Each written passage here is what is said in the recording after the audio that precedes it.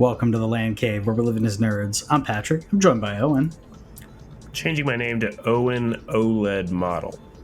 Oh, that's a really well crafted name. That must have taken you like a lot of time to workshop. You What do know, you think? I just, just something came to me, and I was just Yep. like, you know what would be a good name? I'm gonna change all of my PSN, Xbox Live, no longer word, OLED Model. That's about how much thought Nintendo put into this. Welcome to the LANCave. By the way, we talk gaming news, general nerd stuff. We'll ramble about all kinds of things. Basically, buried the lead there when it came to news. But if you didn't hear, the Nintendo Switch next evolution, if you will, has been announced, and it was not what we expected. Not quite what we expected. You want to jump in and talk about that, or you want to? No, I just I had to throw that joke at the the top. Oh, it's good. And so, Yeah, so we'll talk about it in a minute, because you know what I do want to hear, because PlayStation Now has been making some additions. I saw that they added Red Dead 2 coming up. They're adding God of War back again. God of War has had a stint on Now, but you mentioned that you've been testing Now, so I'm curious about your experience.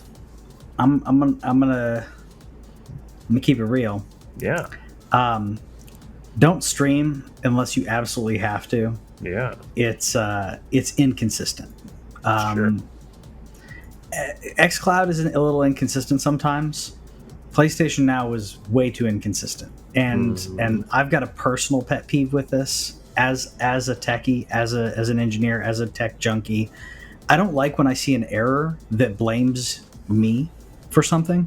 So when it says your internet connection isn't strong enough for this, and I look at my monitoring on my phone and I can see how much bandwidth I'm pulling, I'm like, no, my connection's fine. I hate that, where it's like, it should say something about like, network connection, not sufficient or something, because it's not me. It wasn't me. And then I switched over to xCloud and it was fine. A majority of games, PS4 will let you download them. Some will not. We know we talked about PS3 games won't let you download. You have to stream those. I playing Neo 2 right here, by the way, because I was playing regular Neo and went, hey, Neo 2 on my PlayStation Now. By the way, CD keys. We recommend CD keys for a lot of this. So played some Neo. Neo 2 is great. That's fine. Streaming was Downloaded it was fine. So you were able to download it on PS5? Yes, downloading it, playing it on PS5. However, playing Agatha Christie's ABC Murders, which is a much lower budget game. Sure. I enjoy mysteries. I like that kind of thing. It's kind of janky. I mean, it's very point and click murder mystery, but the graphics, I'd say Lucasfilm, some of the graphics there were better. That game is terrible streaming, and it will not let me download it. It's because it's a PS3 game, right? It says PS4. Agatha Christie's, unless I'm wrong, Agatha Christie ABC Murders game. I believe it should be PS4. It is available right now for purchase at $4.49. Published So February of 2016. So why can't you download it? But you can download Why can't Neo I 2. download it? So Neo 2, is this the Neo 2 that it was a part of the remastered collection? That's my big gripe. So PlayStation has this. It has The Last of Us and other games, but it does not have the remastered. So I'm paying for the subscription. Neo 2 is here, and then it says, hey, do you want to play Neo 2 available with your thing, or do you want to pay $40 or whatever it is for the remaster? As opposed to, can I play the remaster with my subscription? I can't. I can't play The Last of Us remastered. I'm playing Last of Us. Neo 2, regular, not remastered. Neo, not remastered. That's kind of frustrating, where Xbox is giving you day one games. Day one next-gen games, current gen now. And PlayStation is like, no, you're going to wait. you're going to get this, and then you can pay for more, similar to the Ghost of Tsushima upgrade. I'm sure you saw that, right? Yeah. So director's cut, if you spend $20, if you have the regular one, which I do, you can spend $20 and get the upgrade to director's cut. But then you have to, but the wait, there's more. You spend another 10 if you want that PS5 version. So I'm a sucker and I'm gonna do it, but like that's not how, and I shouldn't do it because I'm giving them the money, and I'm saying I'm okay with it with my dollars. Yeah. But I want to play that game so bad. Like I love it regular. I'd love to play the next gen Ghost. I just don't know.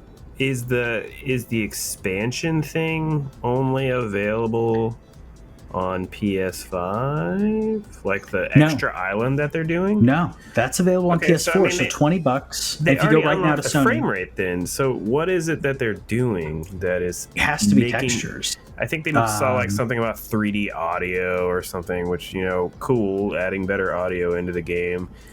I have a real big problem with that. This particular upgrade, similar to having a problem with intermission. I'm thanks for giving me Intergrade for free. Cool, but like I bought the Ultimate Edition of the game, so why am I paying you $20 more? I paid like $80 for Final Fantasy VII Remake. I actually bought the game twice, as we famously know on this show, because I am a sucker and I wanted it pre-downloaded, and I have the physical edition up there on my shelf, only been opened so that I can like look at the art book for a second, and then I put it on my shelf, and that's where it will stay for the remainder of my days probably.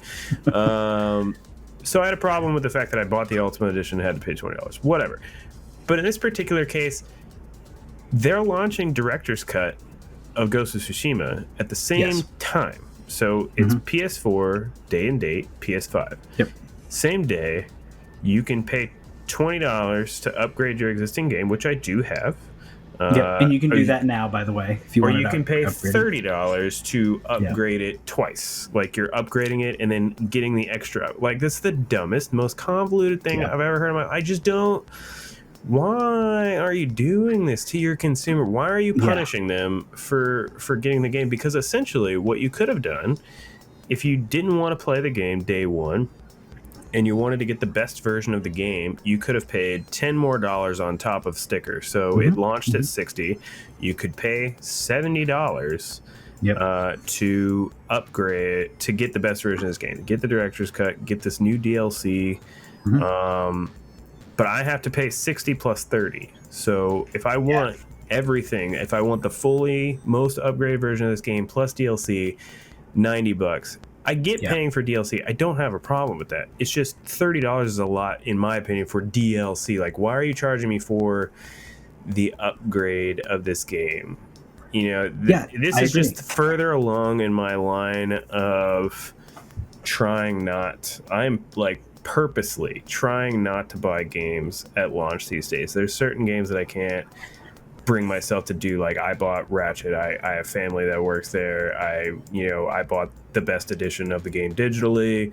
I wanted it preloaded, even though I didn't get to it for a few days afterwards, whatever. But those are games where I'm going to buy those to support the company. But in general, like I originally said on here that I was going to be buying Scarlet Nexus at launch. And even though I got fine reviews, I played the demo and I wasn't really feeling it. Apparently it's great, but I'm waiting for it on sale. I'm probably going to pick it up around Black Friday, where I have already made some plans for some other games. I want to buy the Mass Effect Legendary Edition at Black Friday. I'm hoping to get that for around $30 to $40 instead of $60. Which is still a great value. I mean, it's still a lot. There's a lot of quality in that game. Either way, I'm just kind of tired of these companies punishing us, man. Yeah. Like they're punishing me for being a day one supporter, and I think that's weird. I think that $20 would have been a fair price for this Director's Cup upgrade, just like I paid $20 for intermission.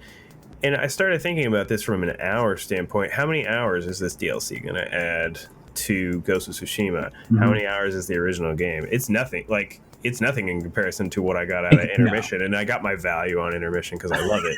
But I put 50 hours into Remake at $70 times two, but we'll just call it one at 70 Sure. bucks, and then got 7 hours out of that extra 20. And I know it's hard to think about it that way, and I'm kind of ranting here, but I got really annoyed seeing this like stupid price thing where they break it down. There's like 5 different price points to get into this director's cut.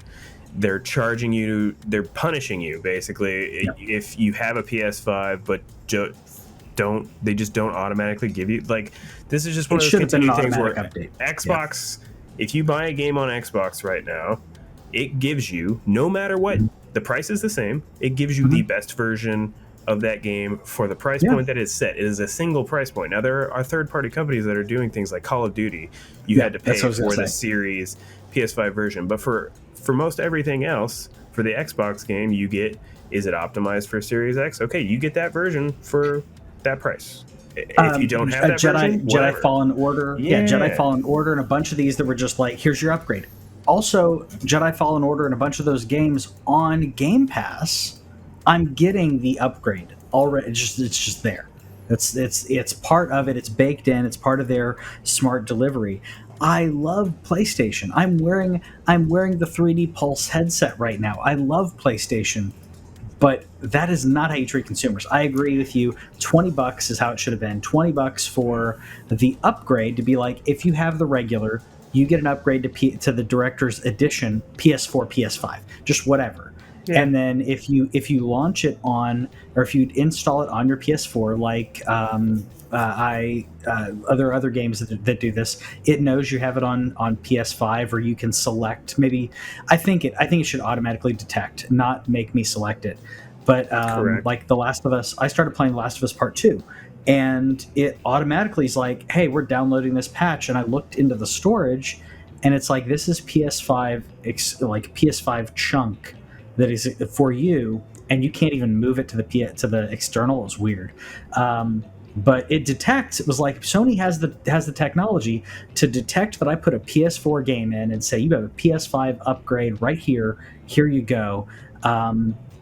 Just do that, Sony. Do that with everything, because we want to give you money. I'm playing. I mean, I'm a shill for Sony. I'm a shill for a lot of things, but it's like, I don't like being abused like that. Is really what it boils down to. Yeah, it don't get me wrong. I'm willing to pay for upgrades. Yeah. I don't have a problem. It's just like when you start just charging too much for somebody who already owned the game. And I know that the reverse part of that is somebody could go buy the game used for a while, or that the game was on sale and like they're getting a cheaper upgrade price. But I don't know. I just have to think about the people who buy all these first party games day and date, and we're the ones that are most screwed. And what sucks is I'm probably going to continue to buy most of the first party games day and date, because like, I'm ready for Horizon. I'm going to be playing that day one. I'll play the God of War day one. There's the second or third party collaborations like Kenna, where I already have that pre-ordered and will be playing that day one. It just stinks when the first party isn't taking care of their people. Like, I get third party companies doing what they're going to do. That is fine by me. I just think literally the Sony's, I don't know. It's just weird. It's just weird whenever you see one company doing it one way and one company just continue to do these convoluted price points. And I know that Square, I'm kind of punishing Sony for what Square did as well. Square's not Sony, but they both happened on the same machine. They both happened on PlayStation, where there's just like, okay, we're going to give you Final Fantasy VII Remake. It's not eligible for Intergrade. Not even at a price. Like, you couldn't just be like, okay, we're giving you this as a PS Plus thing. Like, we'll recognize, okay, you have the PS Plus SKU, pay us $20 or $30. Pay us $30. You have to pay more than the person's paying for intermission. Like, pay us that, and we'll give you Intergrade. No, you have to buy the whole thing. And I don't know. There's just so much about how these prices are just annoying. And it's needlessly annoying when you have a direct competitor and I know the Xbox is doing their own thing in ways, but Xbox and Sony are Xbox and PlayStation are direct competitors. Nintendo decided essentially during the Wii U. I wouldn't even say it's Switch. When they launched the Wii U, they were like, you know what, you guys are doing your thing. We're going to do something different, which Nintendo has always done. I mean, I guess the GameCube is even like that. We're going to do our own thing. You guys go have fun over there. We're going to play in our sandbox over here, and it's a great sandbox. So I can't put Nintendo in the same ballpark on some things when it comes to direct comparison. But yeah, it's weird to see one company taking care of fans, and Sony is still selling more PlayStation 5s than Xbox. I mean, you can't. It's hard to get either one. They got the games, man. They got the it always games. comes down to the games. Yeah. So hopefully, we'll see some of those seeds that were planted come to fruition with Xbox. I think that we saw a lot of it with E3. That we're seeing like some things that are coming up, and those purchases are gonna make make them some money later on. And we'll actually see some good games later. You're playing a new game this week though, and I wanted to hear about though. Yeah, I actually already finished it. You did? It's Okay. it's not very long. I think it's like 5 hours or 4 hours. Okay. So That's Doki not Doki bad. Literature Club Plus. So it is like an additional game. So the original game you can actually pay for free on PC, Mac. Okay. I think Linux. It's available for free on Steam. I kind of recommend if you've never played this game before, which I hadn't. Maybe if you like playing things on PC, I would probably recommend playing it on PC because of how the game functions. Okay. And I can't say too much about it without spoiling kind of the why behind that. But have you played this game at all? Have you heard of it?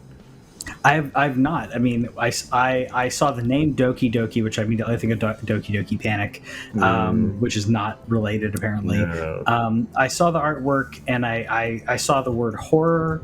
I haven't looked into this at all other than this right here, where I'm like, okay, it seemed interesting. I like visual novels. Like I like mysteries. I like visual novels. I like stories. Is really what it boils down to. And I was like, this looks like a really weird story with like some twists to it, where it looks all bubbly, but possibly not, or with some of the key words that are in there. I purposely haven't gone any further because of that. Yeah, you shouldn't because it'll absolutely ruin it. By the way, do you know what Doki Doki means? I don't. Just as an American, I it thought. means your heart is beating quickly. So whenever you think okay. of Doki Doki Panic, you're panicking, your heart's beating quickly. So Doki Doki That Literature makes Club, sense. heart beating quickly. That So makes sense. there's another game on PSN which I always confuse this game with. I think it was Okay. like Doki Doki Plus or something like that. So it's just a Japanese phrase, charm, turn of yeah. phrase or something. Yeah.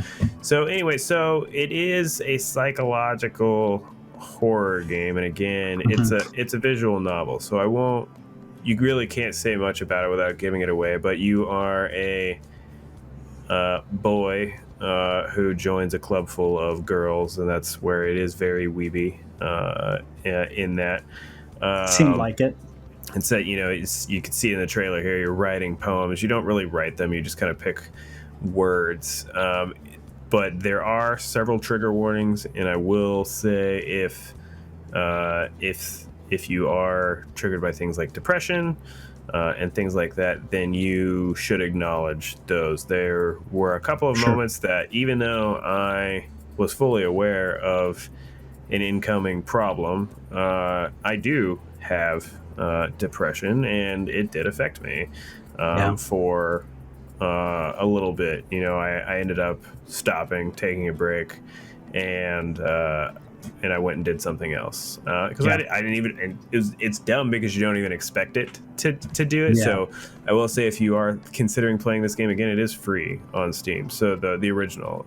This is like a plus version. There's some extra content to it, but I did go ahead and finish it. It has a cool twist, and a twist that I think would actually do even more if it is played on PC. So that's without saying why that is. Okay. I'll just recommend if you're interested in it at all out there, play it on PC if you want. I kind of refused. I don't know why. I was like, I don't want to run my PC. I even bought a gaming laptop, and I just never want to get on it.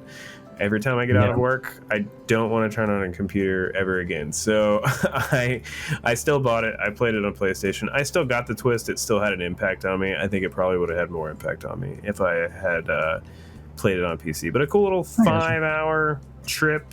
You know, I was avoiding starting Final Fantasy IX for my 12 for 12. So, you know, I picked it up for $10 on PSN because there was a PS Plus sale for it as well. Yeah. And that's where I saw it, and that's where I was like, I thought about picking it up, saw it was on your list, so thinking, okay, maybe I'll check it out. I'm interested in more recommendations on the visual novel aspect of that. So if you have any, send, and if you in the comments, like, totally throw them in there. There's some of the games that, like, you know, they can get, I get the weeby aspect, and sometimes like the inappropriate, like, aspect of it where not that it matters, but like if I'm like, sometimes the games are like too far into the sexual part of it, where I'm like, that's not really what I'm going for, and I've seen a lot of that where, you know, that's fine if that's what you're going for. It's just not what when I'm playing games. Like, that's not the main attraction of why I'm playing games. So there's a funny thing. One of the, like, wasn't a warning. It was just letting you know. It said every character in here is over 18, and they're clearly not. They're clearly not over 18. So I was like, that's a lie. There's a term for that. I can't remember what it is. I don't know, lolly, or is probably one of the terms and stuff, where it's like in Metal Gear. Did you play Metal Gear Solid Phantom Pain? I can't remember if you did. No, I just played 2. Okay, two's the only one I've ever spent any time with. So there's a character called Paz who is it's obviously confusing because it's Kojima and it's Metal Gear, but she's like she's a double agent or triple agent. I'm pretty sure double agent. She's a double agent, but she looks like a 14-year-old girl, but she's actually 25 or 26. And they're like, oh, but that's why she's unassuming, whatever. So they gave this like story version of why, but because she's 25 or 26, that therefore people can lust at this, you know, cartoon character, even though they're purposely made to look that certain way. I know some of it's a cultural thing, some of it's you know, kind of in a direction where it's like, I don't think this is obviously not what you're saying it is. Don't be deceptive about it, is really what I'm saying. We got enough problems with that, but that's not what you came here to listen to. You came here to listen to some stuff about video games, and Japan Studios. We talk about studios and companies being bought and everything. Japan Studios got delisted, if you will, from PlayStation's list of companies on their site. They did Gravity Rush and quite a few other games. And they did Astrobots, didn't they? I know that's become its own. They've done a lot of stuff. I mean, they worked on Last Guardian. They made one of my favorite games on PS4 and Vita, and Gravity Rush. I love that game. They did work on Knack. They've done a lot of Sony's like kind of obscure stuff, and they're also Sony's like oldest studio. They you know, you were talking like they have a lot of Ape Escape was Japan Studios, which is a great game, a great IP that I hope they bring back someday. I'm just going down the list. There's some Everybody's Golf in here, Wild Arms in here. They have worked on Shadow of Colossus. They're responsible for a lot of old games. Ico, Team Ico was a part of Japan Studios, so sad, you know. It is sad. I mean, I did look a little bit into the kind of what's been happening with them lately, and there was giant exit earlier on this year, it seemed like they were going to be doing some. I thought they didn't renew their contracts. They didn't renew their contracts. Yeah. So we're like exiting, where it's like they didn't renew their contracts, which isn't firing, but it is firing you, essentially. And then there was talk of like possible restructuring. So I don't know if they're if they decided they wanted to go heavily into the other brands, if this wasn't making them as much money, if it's not as profitable, which is really sad when it comes to companies making decisions like that, because they are companies, they are trying to make a profit, but at the same time, video games are art, so it balances that act of it's art, but it does need to turn a profit. So I don't know if they internally weren't doing as well as Sony wanted, and Sony's like, we're going to reorganize some people that we like here, put them in other projects, and double down on their other studios, because they did. The Japan studio did work on Astro's Playroom, and that team within that is now has kind of their own group now, their own studio. Yeah, they're not. Team Asobi is. Yeah, so they have their own team. Is like the phoenix rising from the ashes. Yeah, so like it seems like it's sad. It's sad, but it seems like a business restructuring where they're like, okay, this is not churning enough profit. Let's take what works out of it, bring it elsewhere, and get rid of things that. And that's just what's sad, though, is when you do see people let go like that. These are people who worked on great games, and I wish that Sony, if you are dissolving and restructuring something like this, then renew their contracts or pick them up, give them an option to say, hey, we're going to be restructuring, but you can go work with this studio or with that studio, like giving them an option to say, we want you to continue, we're just restructuring, because you can't blame the developers, you can't blame these teams for everything. I mean, sure you can. It seems like it's always the underlings who get blamed, and when it's like, oh, we're not making enough profit, so you guys get fired, I'm going to give you the CEO a bonus, and it's conflicting in time when it shouldn't be. So I get that it's restructuring. It's just sad that it seems like it's restructuring to me, is what it seems like. Yeah, what's interesting is it's on the heels of, they just bought 2 studios and probably 3 studios. So they bought Housemarque, which we talked about last week. We're waiting for the boot point, and then they bought a studio that has no actual individual, or no game that they made, and that's Nix's. I think I'm pronouncing it right. Nix's, which apparently has worked on a bunch of stuff. Marvel's Avengers, Deus Ex. Apparently they worked on Tomb Raider.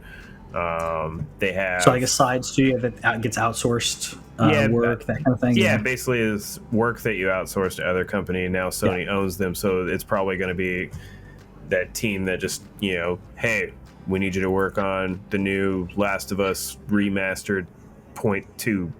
Yeah. Go ahead. Well, I was going to say, that's a good thing, though, because if you have a clutch team that can work like that, then that means you're like, hey, we're not going to hit the deadline for this big game. Yeah. Bring the Nix's guys in. They do their work with our team. We don't have to crunch, because you've increased your work hours, your man hours, your of input within the same amount of time. So, not a bad idea. And then they announced as of like the same time, Team Asobi came out of there, and they're going to be seemingly working on more Astro stuff. Is probably the thing. I bet their next game is Astro's VR 2, or maybe Rescue Mission 2 or something like that for when PSVR 2 comes out. I think you mentioned about like money and stuff. It really seems to me that Sony's kind of like, they're focusing on studios that make big boys. Whenever I know Housemarque historically didn't make big boys, but they had Returnal, which, even though had some critical mistakes, everybody I know that played Returnal loved the gameplay of the game and said it's super tight and the game looks great, and so that they're I think they're poised to be on the edge of making those top tier games. Insomniac, they acquired a couple of years ago Spider-Man, Ratchet, Spider-Man, Ratchet. They're going to be busting those out. They got Horizon, they got God of War, they got Days Gone, and then whatever Days Gone is going to be next, they got Last of Us 2. They have all these studios making the big boys, and maybe they just don't care about owning studios that don't make big boys. Maybe that's where they're buying like pieces of it, like Kenna. Like Kenna's being developed by a developer that they don't own, a brand new developer that they just funded the game into. The game is costing like I think $5 or $6 million, and that's no small amount. But they also don't own that studio, so if that game fails, they're like, well, we're just not going to make another deal with you. See you later. You know, they're That's making a deal with like Final investment Fantasy 16. comparison. That's a bigger deal. You know, even though that is a big boy, that's something where they don't make RPGs or they don't make those kind of RPGs. You know, they're just outsourcing anything that they don't want to deal with, and then they're just like, all right, you guys make third-person narrative games, and we'll pay everybody else to do everything else. And in comparison to some other games, like throwing $5 million to get a game like, I mean, I know Kenna hasn't come out yet, but pay $5 million for a game that looks like that I have pretty high hopes for. That's not bad. Hard. The return on the ROI, if you will, from a business standpoint, the return on investment, there's your term for the day. Your return on investment there, it may be good. It may be better than having to develop that from scratch. I think that's what they're looking at. And they can say, like you said, they can throw 5 at them, and if it works, it's great. We'll keep that partnership going. If it doesn't, cut ties. I get it. Again, business to business perspective on it. I like it. It just sucks when it's like it's so close to home for them. It's not a company that they've been working with for X amount of years. It's a company that's been under their umbrella for that long.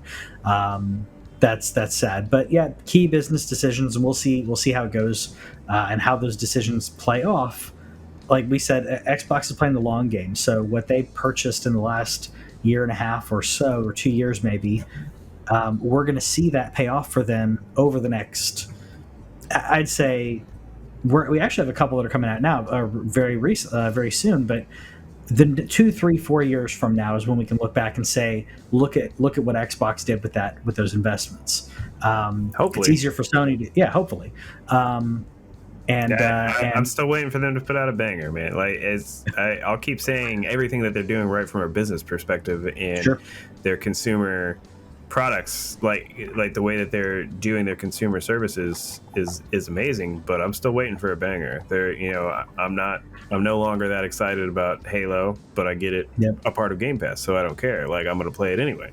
I'm waiting for them to give me a title to be excited about that comes out and just says, all right, the acquisitions have paid off, they've arrived. I'm kind of wondering about their management, and at least that's one thing that I can say about Sony, where even if it sucks losing a Japan studio, from a studio perspective, they haven't put out any misses recently. The worst game that they put out was Dreams, and that's where I just don't understand how that studio still exists, and it's because they won an award. I bet they won a BAFTA or something like that, and it's like, how do we close down the studio that got us a BAFTA? But which I get it. Dreams is too much. It's too big. There's so much you can do with it, but it's not something the majority of gamers are interested in. And if you are interested in something like that, then those individuals probably do or could or would prefer to be using some type of 3D like modeling software. I've heard Dreams is great when it's very user friendly, but I don't want to make a game. Put it on PC. Put it on PC. Let some PC gamers do it. But so looking, like, for example, I just pulled up like what are the next Xbox exclusives, and the next Xbox exclusives, I may be missing some. You have Forza Horizon 5, sure, Halo, and that I think that comes out this year. Halo Infinite comes out this year, but then you have Redfall, that's next year. You have Starfield, that's next year. Stalker 2, that's maybe next year. Again, what's coming out that's on Xbox Series that's not on Xbox One? What can I play there that I can't play here? There's very few of them. There aren't that many on PlayStation either, but PlayStation, at least I can look and see, look at this new cool stuff that's coming out, and they're going to be good. I think Redfall is going to be great. I think that's probably one of my Yeah, that's probably my. I mean, I really want to play Starfield, but I still don't know what I'm getting at with Starfield. I've seen a cinematic trailer. I don't know what the tone really is, other than I'm gonna fly, I'm going in a spaceship. Redfall, I didn't see gameplay, but I see what they're doing. I see the team aspect of it. I get the vampire cool. I like the tone. Um, This but year, yeah, let's see. I don't know about what's on Xbox One versus Series, but what they have Psychonauts 2, I think that's on uh, one. they have Age of Empires 4, Forza Horizon Um, 5, and Halo Infinite. Those are all what I'm just reading a slide that says yeah. what's coming to Game Pass. And so whether that's on Xbox One versus Series or not, those are like, because Oh, we can yell at Sony about that too. They're bringing Horizon to PS4 and wasting our, not wasting our time, but like not giving me the best looking Horizon that I could get also. So I can't hate on either of them too much anymore. yeah. They just shouldn't have said they believe in generations. I will continue to hate on them unless they do one thing. And if the Horizon team is listening, this is what you have to do to set yourself apart from those of, say, I don't know, CD Projekt Red. When Horizon comes out, same time, Horizon PS4, it's fine. Day one patch that upgrades the PS. If you have a PS5, upgrades the PS5 version. Not I have to wait for it. Not, oh, you're going to unlock that later on. We're still working. No, day one, PS4 gets this thing. PS5 gets a patch that allows for even better textures, and I it needs to be able to use the. I know that it's doing that when it comes to like lighting, but I have doubt. I have doubt in this. I'll bet you $1. There's a $60 version of this game and a $70 version of this game. Bet you $1. And with the $70 version being PS5 version, Yeah. and with the shill that I am, I'm going to buy the PS5 version. Well, yeah. I mean, if I don't like that. And Xbox hasn't been doing this except for, like you said, Call of Duty and a few others, where they're like, "Oh, this one's $70." Sony, it's like all the new stuff is $70.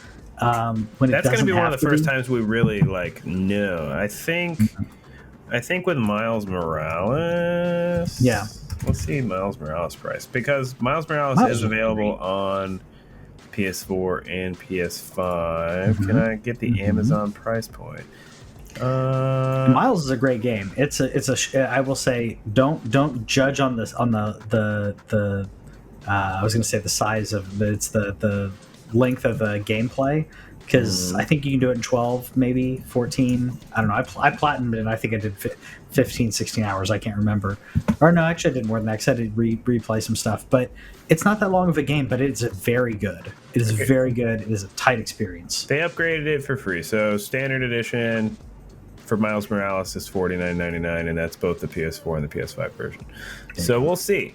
I'm still betting that Horizon is a $60 game and a $70 game, or they're just going to straight up be like, it's a $70 game and you can play it on PS4 if you want to. I hope not. We already know it's going to be $70 just because Ratchet was $70, and if Ratchet's $70, Horizon's definitely $70, right? So it's a matter of just, are we, what are they going to charge PS4 users for this game? And also the other aspect of like Sony's, I mean, I wouldn't even say testing the waters here. Sony just made the bold move of like, hey, the next gen, which is current gen right now, it may be hard to get them, but this is the current gen. They're saying, hey, these games are now $70. That's your new norm. I think the NBA 2K was like one of the first that did it, but there was the idea of like, this is the new norm. This is what people are expected to pay for the game. And I think Sony's is assuming that people will pay for it. Well, I should say, they know that a ton of people will pay the money for it, and some people will wait. And depending on the game, I'll wait. But some games, I'm not going to wait for Horizon. I need to play it. And you'll notice that they're now discounting those games slower. Demon's Souls just got its first discount recently on PSN, and I think at different points you might have been able to get it for $10 cheaper at certain retail locations. Yeah. Speaking of just quick glance, by the way, we're talking about Horizon. I have a feeling this game's not coming out.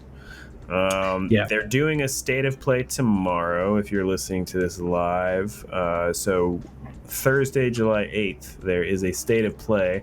They have set very clear expectations that they will not be talking about Horizon and they will not be talking about God of War. They will be spending, it is a 30-minute state of play that they're going to be spending, I think, at least 9 minutes on Deathloop. And the remaining time will be about other indie and third-party titles.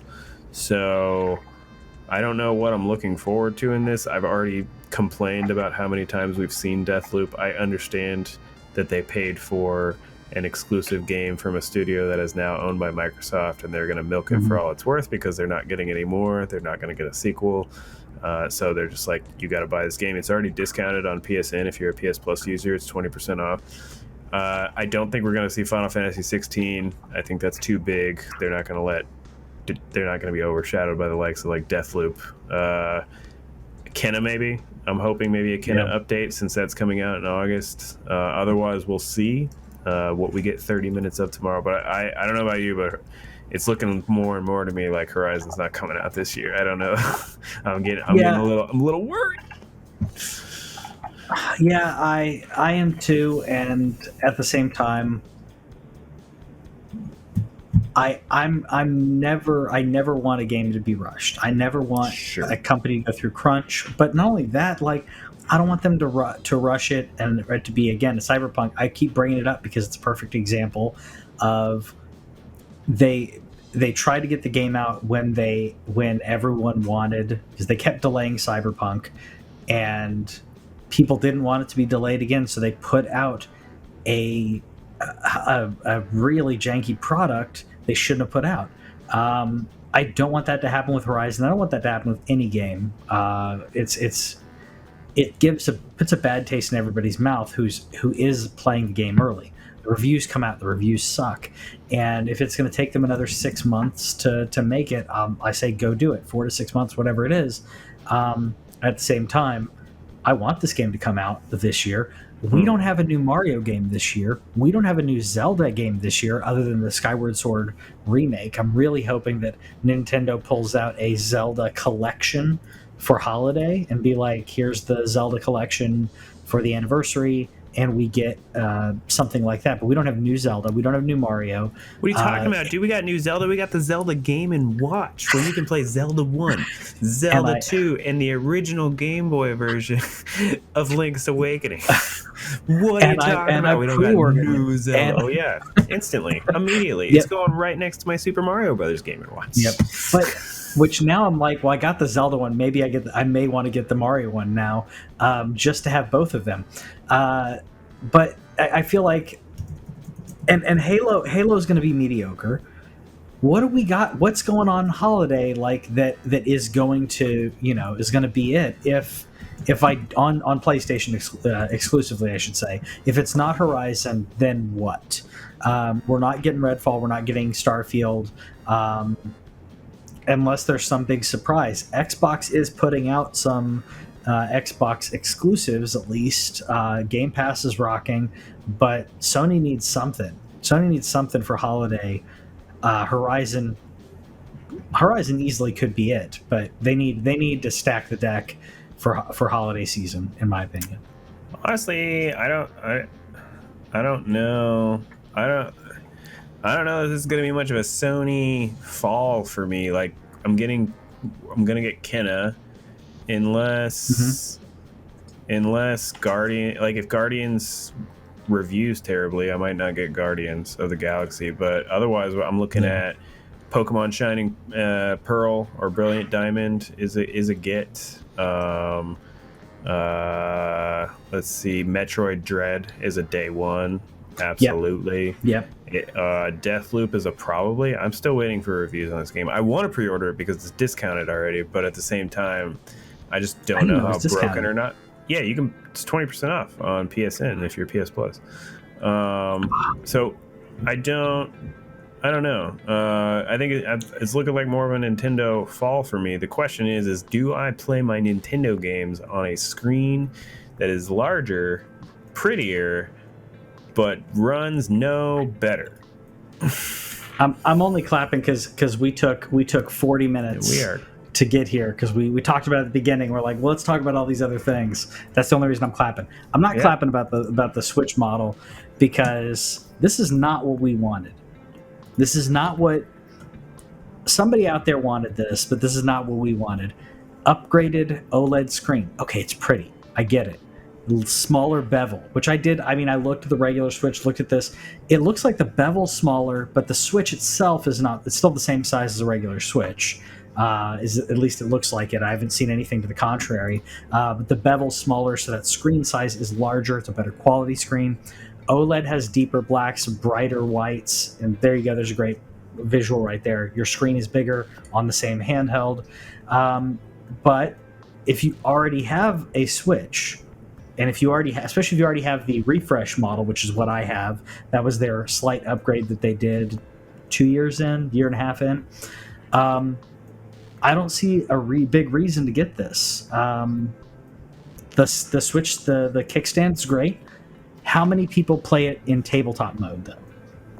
I do every now and then. But seriously, how many? I mean, do you play in tabletop? Or I should say, if you play in tabletop, do you find that you wish that that it had an angle selection, because the new one allows you to adjust. So I think me and you have a. Yeah, we are. Yes. Same from the Facebook thing. It's getting some bad things too. So I've been going in and out with you. Yep, I see some frames dropping too. Looks like it may have stabilized though. Yeah, it's been going maybe not. in and out. I don't know if the internet stuff for everybody. I know there's Florida storms and there's even some Texas storms going on right now. So hopefully our audio is still good. But if you're watching live, I do apologize. I don't play this game. I don't play very much of anything in handheld anymore, just because I don't play my Switch right now at all. Would a prettier screen entice me to play my Switch more is the $1 million question, because otherwise I leave it pretty much docked. But I can see a game like Metroid Dread where a Metroidvania just fits in a handheld situation to me. Like that kind of game plays so well in handheld. I can see that working, where it's like, man, this is pretty. It's really hard for me to shell out $350. Like, why couldn't they drop the price of the other Switch and just charge $300 for us? And the answer to that question, ladies and gentlemen, is capitalism, because they haven't had a price drop on the Nintendo Switch, and it's been the #1 selling console since it launched. The thing that stinks about this is, and this is where really we've been doing this all year. We've been doing this not all year. We've been doing this since last year, where every month or two, rumor comes out with Switch Pro specs. Yeah. Switch Pro specs. I am now done reading Switch rumors. Nintendo never corroborated any of this. There was even the Bloomberg, not Jason Schreier, but Bloomberg reported on a Switch Pro and said it's imminent. And the source on that was theoretically good, but even in that, it still hasn't happened. Yeah. Now, could there be a reason for this? Could we still get a Switch Pro with the launch of the new Zelda maybe next year when Breath of the Wild 2 comes out?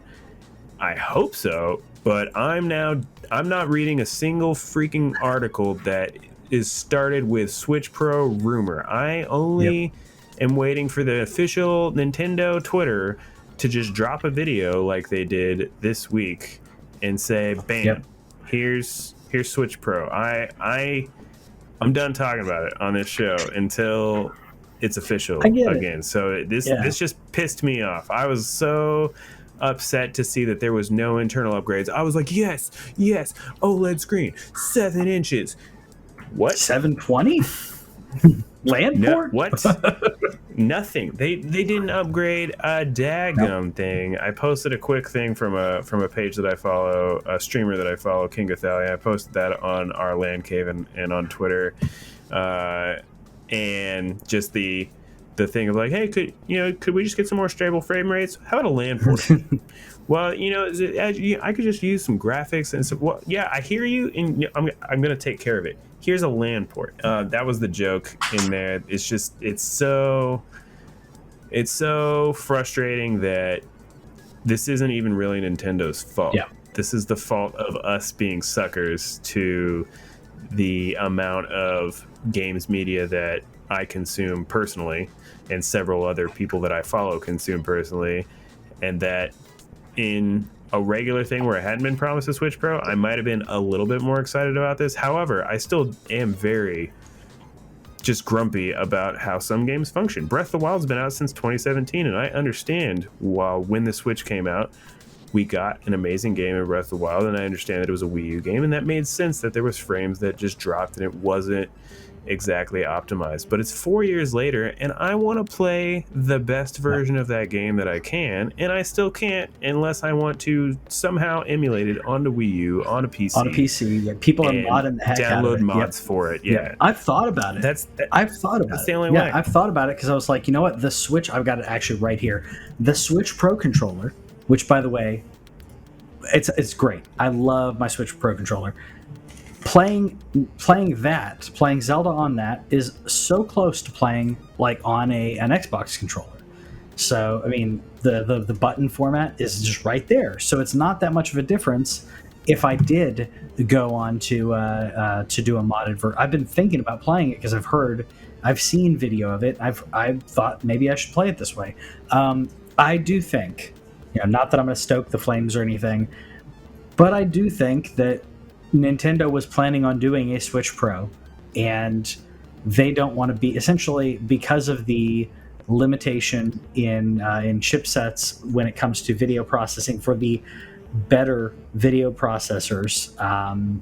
I think that they looked at it and said, we can't get our hands on them because Sony is trying to get them, Xbox is trying to get them, Nvidia, AMD, all these companies are trying to produce their products, having trouble getting out enough for demand. I think Nintendo looked at it last year and said, hold on the Switch Pro, let's do another refresh, and we'll do the Switch Pro in another year. So I'm just saying, I think that this, I'm not going to put a date on it. I'm not saying like, no, this time next year or next fall you hear about Switch Pro, but I'm saying I think that was the idea, was we need to get something out. We need to get, let's do another refresh. People will still love this. And then we're going to get the people buying the Pro, because people who have the Switch right now will look at that and say, I could get it or I could pass. No big deal. We may get grumpy for a while, but when the Switch Pro comes out, we'll all be like, now that's what I was waiting for. We'll go upgrade. But of course, it's not, it's not ideal, but I think that's what's going on. So I was just, for those who, like watching the video, I was completely distracted for the last couple minutes because somebody hit me up about their power is going in and out, and then I'm like, why is the power going in and out? There was a 0% chance of rain today. It is now pouring outside. That's crazy. Oh, climate change is fake. Yeah, of course. I just went through a hurricane. It's fake. It's fake, and it's too early for hurricane season. It's fake. It's not the first hurricane. Actually, it's not the first hurricane I was in this season. It's not the first hurricane of the season, though. I learned something interesting, by the way, on the percentage, like the percentage that's on there. It's the percentage of people in the area expected to get rain, not a percentage for you to. I didn't know that. I thought, it's like 20% chance of the area may get rain, not 20% of you people are going to get rain. I didn't know that. I was like last week, and it was like 60%, and I'm like, man, I'm cue the more you know button. Exactly. But I thought it meant 60% of a 60% chance, as opposed to 60% of you people will get it. You have a 60% chance. Somebody's going to get rained on, though. I didn't know that. So, the more you know. But from a from a homeowner perspective, I'm always appreciative of free water. Means I don't have to pay to water my sad excuse for a lawn, which I always get a little upset that I have to water to keep like basically weeds alive. If you know what Dallas grass is, which is aptly named since I live in the Dallas area. But Dallas grass is that some people think crabgrass, but it's a little bit more aggressive and out there. Gollum is also aggressive, and there's your segue. I do you have any interest in this video game? So I put on there. I'm glad you felt the same way, because I put, who is this for? I love Lord of the Rings. Okay, I think it's fun. I love it. Like, I love The Hobbit. I love Lord of the Rings. I love Shadow of Mordor. I loved Shadow of War. I've read all but the Silmarillion. I'm not going to pretend I read that, but I've read The Hobbit. I've read all of the Lord of the Rings. It's awful. The Silmarillion's awful. Yeah, I've heard. I mean, I'm sure some deep fan will just be like, you don't understand it. It's so boring. That's what I've heard. Which is, I'm like, I don't think. It's very. I already have trouble with my ADHD with actually just sitting down and reading a book. That's already a problem for me.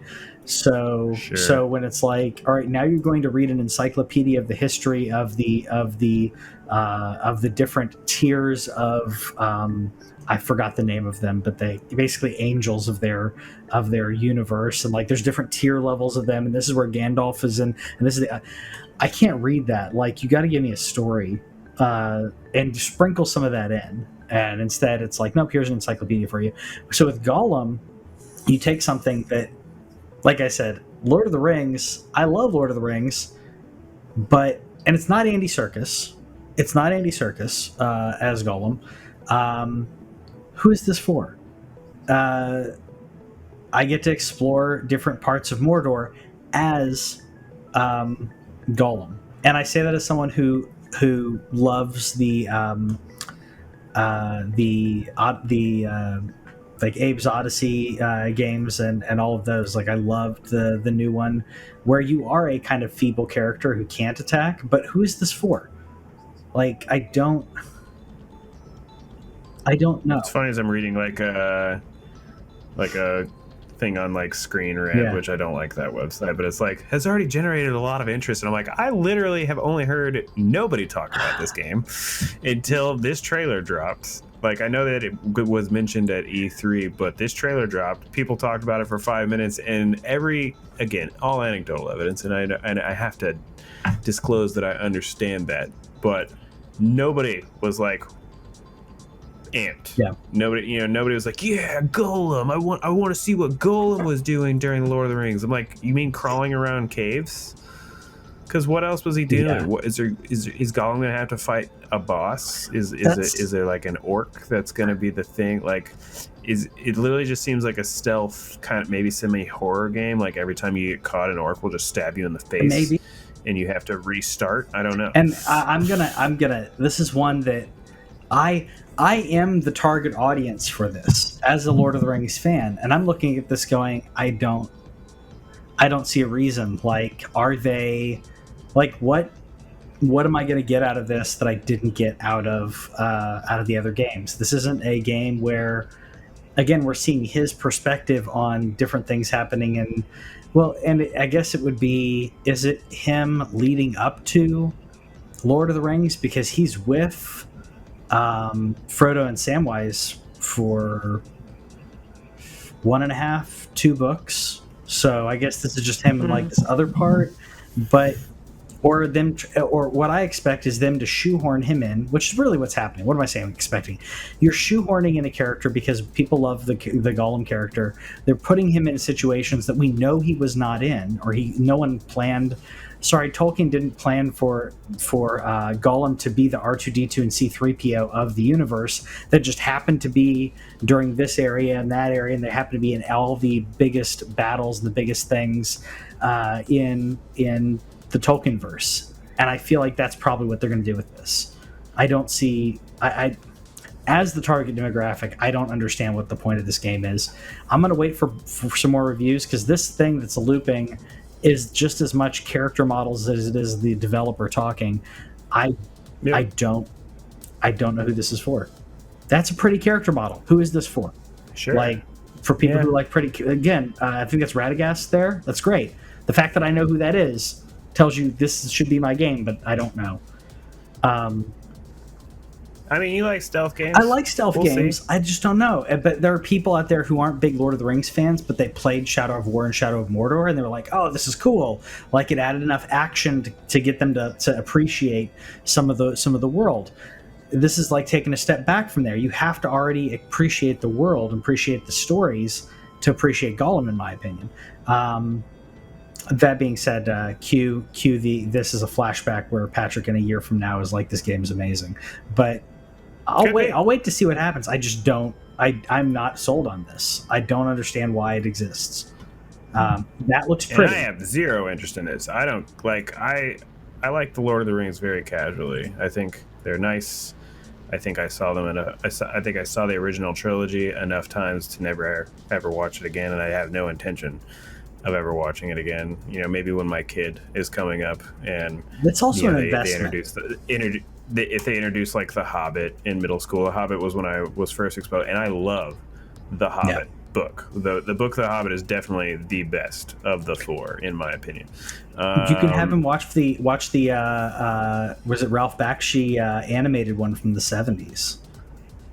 Like, I mean, sure. No, yeah. Instead of the three movies. Okay. I was about to say, I was done after the first one. I wasn't going to watch any more of them, and I still have it. I have access to HBO now, and so there's a chance I might throw it on in the background someday. But I kind of was so upset with that trilogy being made as a trilogy that I'm kind of just don't want to give Peter the clicks for that reason as my own little vote with my wallet protest. But I have zero. Like, after that, I have no interest. Like, I'll probably never watch it again until my kid reads The Lord of the Rings / is maybe interested in that. But yeah, and then if he likes it, then cool. If you wanted to give him something like that's more abbreviated, that's why I brought up the I think it was Ralph Bakshi that did the there's the animated one from the late 70s, I believe. That's like that's at least something that's like, all right, well, here's a hour and a half version as opposed to 2.5 hour long movies, or almost 3 hour movies. And I mean, like I said, I love the movies. I think The Hobbit shouldn't have been stretched out into 3 movies. I appreciated some of the things that they did in there, but at the same time, you're right. It should have just been one. Honestly, I mean, just do it like how they did with Endgame, where you do a 3.5 hour. Give me a long movie, one movie. I don't need 2. Put an intermission in there, like it was in the middle of the movie. But I'd rather do that than stretch it out to 9 hours of content. But The Lord of the Rings is great. I'm just saying, I don't know who this is for. Something. But if you want to contain stuff, though, since we just want one game, I mean, you only want one Assassin's Creed game, just one, where I can go everywhere. One Assassin's Creed game. For the rest of the time, I don't know about for the rest of the time. I did bring this up to the wife, where I was like, I want your opinion on this, because I can totally inundate her with video game stuff. But she's a gamer, but she's more casual. She plays almost as much, if not more, game hours than I do, but she doesn't care about the developers. She doesn't care about the behind the scenes stuff. I brought this up to her. Just want to play the game. What's that? Yeah, just want to play the game. I want it to be good. I want to play the game. And if it sucks, then she stops. If it's too hard and the game doesn't give her a way to dial down the difficulty, she's like, I'm done. So this, so Assassin's Creed Infinity, not to be confused with Halo Infinite. Assassin's Creed Infinity is going to be an upcoming project, online service game, if you will, where it is a single Assassin's Creed experience with multiple worlds that you can go into, but a living, breathing world similar to Grand Theft Auto 5. I saw Fortnite mentioned in here, and I think that's more of the growing world, the world events that are happening. They want you to keep coming back and playing that game. I don't think it's for a game like Assassin's Creed that has been that tried to pump out a game every year and wasn't that great. Didn't turn out that great. I don't think it may be a bad idea for them to do that. You have the meta aspect of the Animus, where you're logging into the Animus to get in. Maybe that's part of the idea of you logging in as your character, and why you can play as in these different worlds. How can your same login file go into ancient Rome, go into feudal Japan, or wherever they're going to have in it? I don't think it's a bad idea, but it very much is a let's put our eggs in one basket situation, as opposed to if like Valhalla's been a hit, right? Odyssey not as much. Origins and Odyssey, I can't remember, one of them didn't do as well. I think it was Odyssey. But if Odyssey didn't do well, I think Odyssey did.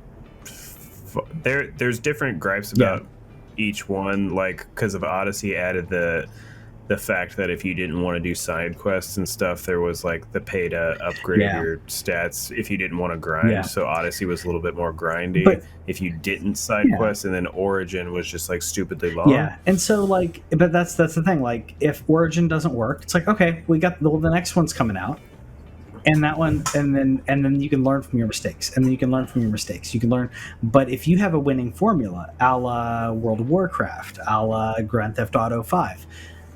If you keep changing it, you alienate your fans who've been on there longer. You can't roll back, but you can't stay. Like it creates an interesting dichotomy.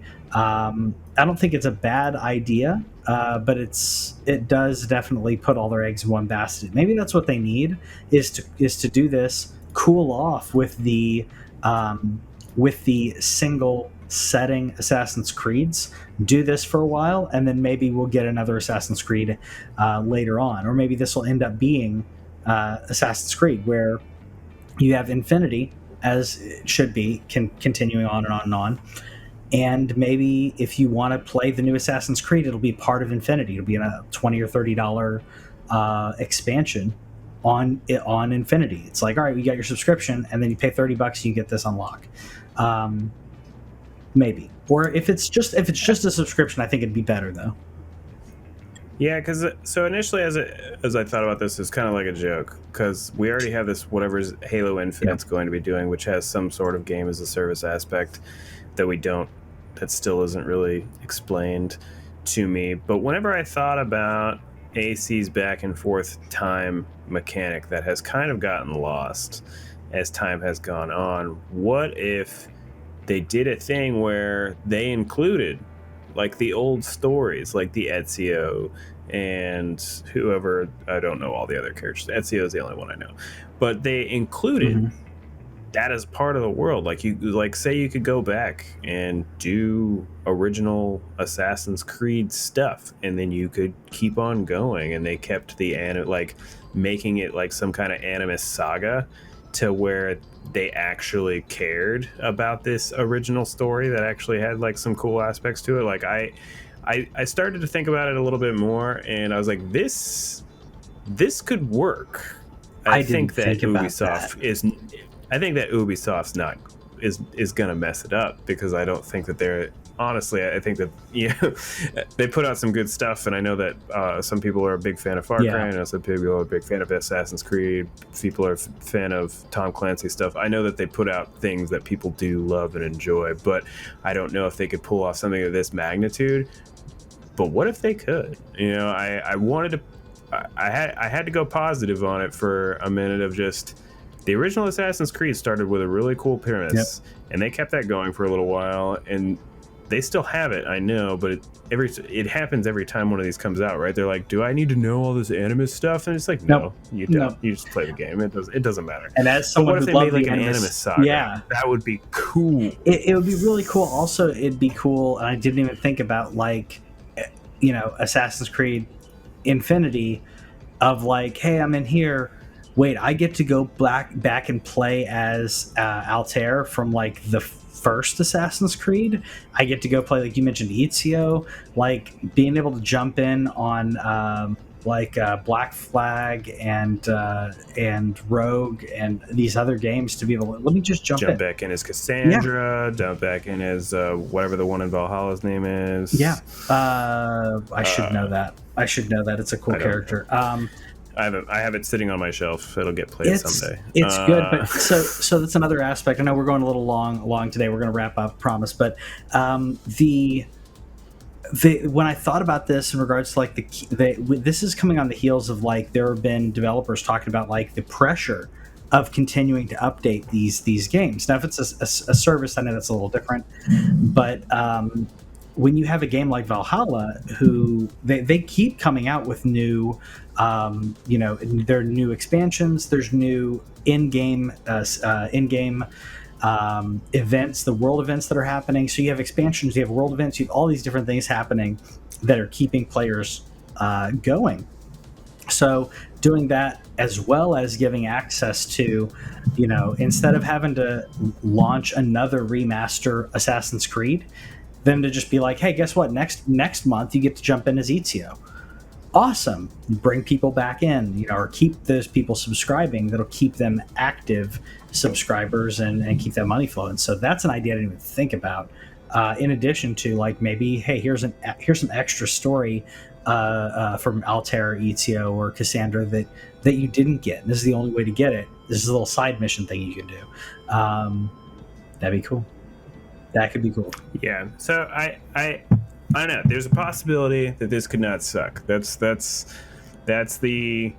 spin that I'm going to do it until I see their initial rollout to tell me otherwise. I'm not saying I believe in Ubisoft's ability to do it right, but if I, a non-Assassin's Creed fan, was able to put together a scenario of a game that I really don't know much about anymore in terms of the lore and everything, but I put it together in my mind of like, this could work, going back to the days that I played it, of Assassin's Creed 1 and 2, when I stopped playing Assassin's Creed. Was it that long ago? Okay. 2.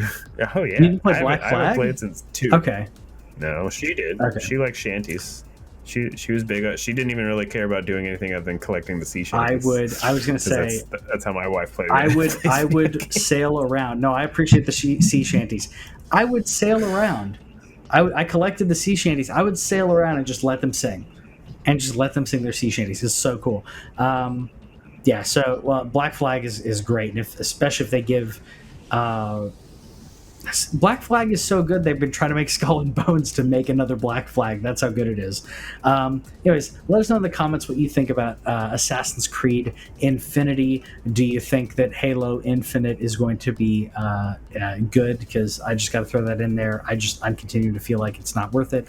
Are you excited about the new Switch? Are you getting one? What's the over/under on Owen or myself buying a Switch OLED before the end of the year? Let us know in the comments, subscribe, do all those things, and we'll see you next time. Bye.